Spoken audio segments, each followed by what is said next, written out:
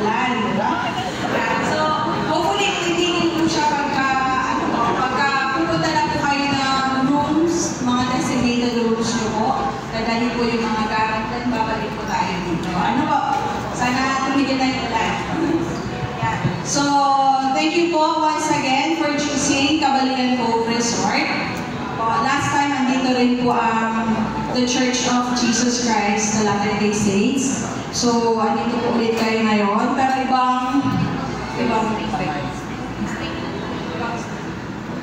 yeah, so ano naman. So, i-discuss ko lang po, mabilis lang po ito, yung house rules po natin. Actually, ang standard check-in po talaga natin is 2 p.m. Pero, syempre, malakas po kayo sa amin, so pwede po kayo. Pwede po kayo pumasok sa mga rooms, pero ilalagay lang po yung mga gamit. Wala pa po matutulog sa room. So, babalik po tayo dito after na ilagay yung gamit.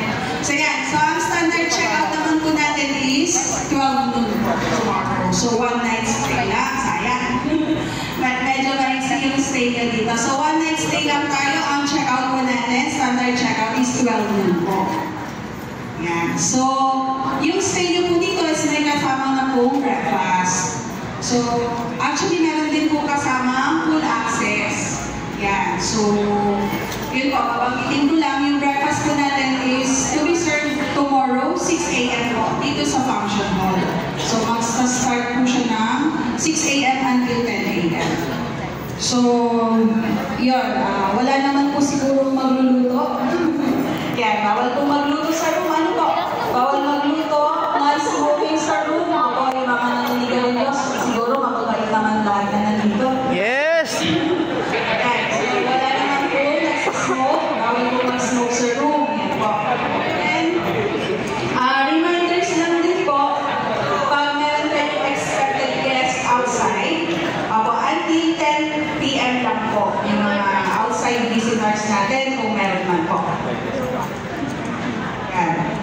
So, babanggitin ko lang din po, meron tayong safety deposit box sa front office. Kung meron kayong valuables na gusto may patago sa amin, that's free of charge sa front office naman po.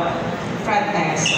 Siyempre po, yung mga valuables po natin, ingatan na lang po natin kasi any loss or damage, hindi po sasagutin ng resort. So, yun po, responsibility po natin na ingatan po yung mga gamit po natin.